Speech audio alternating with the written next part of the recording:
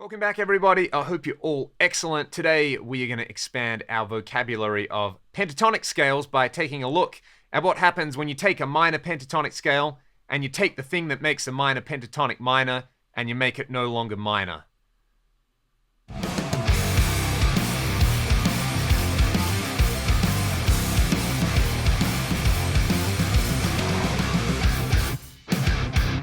I am, of course, talking about the dominant pentatonic scale, which simply replaces the minor third in a minor pentatonic scale with a major third. So instead of having the intervals 1, flat 3, 4, 5, flat 7, and of course the octave, if you're in the key of A, where we're going to be living the minor pentatonic scale sounds and looks like this.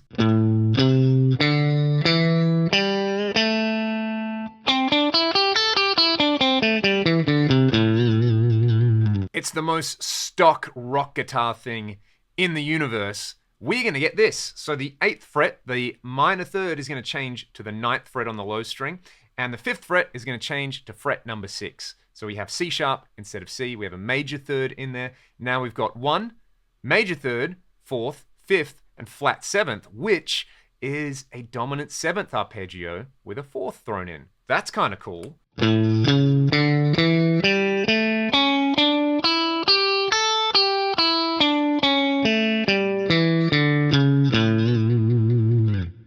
Very nice indeed, and this should remind you of like Jeff Beck and Steve Hillage and the guitar solo to Dawkins' Just Got Lucky. You know, George Lynch is a great proponent of this kind of thing. You get this stuff. It's really, really cool.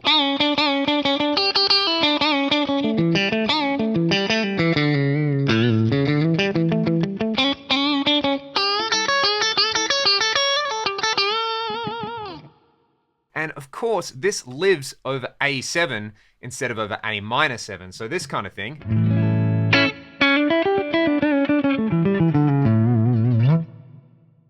And that sort of tonality to me, you know, I always think of like 60s psychedelic stuff when people were experimenting with influences from Indian music. In fact, some people like to call this the Indian pentatonic scale. And yeah, it's just kind of fresh. You change one note in the humble pentatonic scale and you get something completely new and fresh. What we're going to hear is a vamp in A, where the first chord is going to be A minor, and then I'm going to change it to A7. It's just going to stay in A, and I will adjust the pentatonic scales accordingly. So I'm going to play A minor pentatonic over A minor 7, then I'm going to play A dominant pentatonic over A dominant 7, and then I'll remove the chords in the background, so it's just a bass playing the A note, and you can hear the shift in tonality really, really clearly. If you want to practice this, the kind of good pivot note is the 4th, which would be, in this case, the 7th fret of the G string. So if you have that moment where you want to change over the tonality, you know, something like this, I'd use that note as a pivot point. So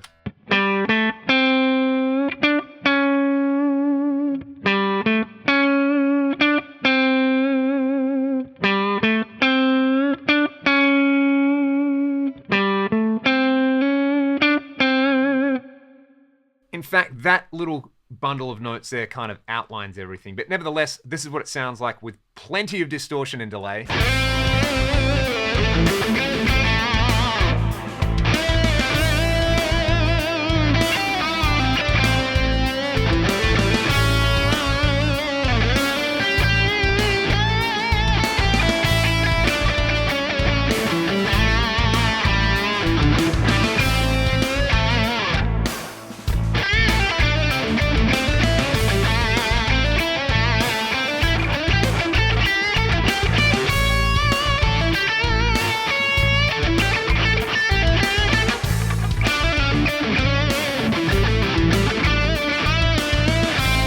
Now, I mentioned the guitar solo to Dawkins' Just Got Lucky a little earlier. That was probably the song that introduced me to this very cool concept of, you know, if you take a chord progression, like a really stock diatonic thing, like A minor, F major, you know, you would immediately go A minor pentatonic, A natural minor, just kills it. It sounds epic. However, what if we had A major to F major? You know, this is kind of more like you'd hear this in a lot of alternative music, a lot of grunge songs. This progression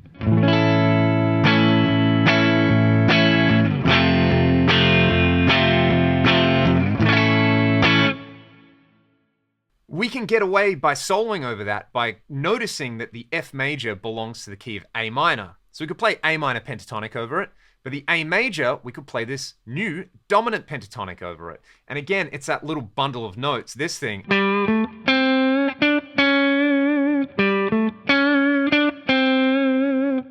You could practice that over it as well. There's a couple of very distinctive sets of notes, like playing fret 6 and 7 on the G string, and then fret 8.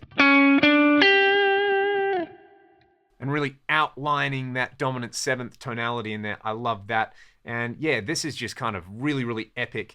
If you go and listen to a bunch of ragdoll stuff, I use this all the time. You can hear this in the guitar solo for Rewind Your Mind. You can hear a variation on it for the solo in Shine. You can hear a variation on it for the solo in Rust. What other songs do I do this in? Break You has a kind of thing like that as well. I was trying to think. Anyway, that's beside the point. I love using this. You can see links to all the ragdoll stuff in the video description. And yeah, this is like my one songwriting trick that I absolutely love, the major to minor thing. And this is what it sounds like if you just get widdly over it with an A power chord and an F power chord.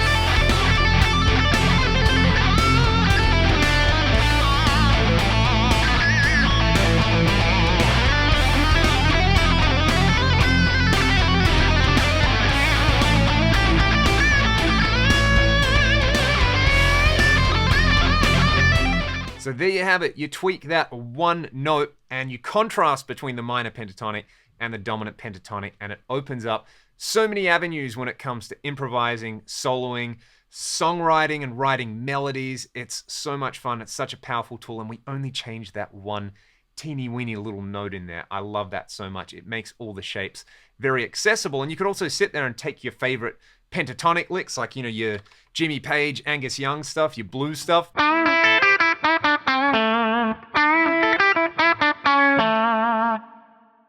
Just change that one note and now you've got a whole fresh new tonality in there. I hope you guys got something out of this lesson. As always, if you have any questions, please let me know in the comments and I will see you next time. Stay excellent.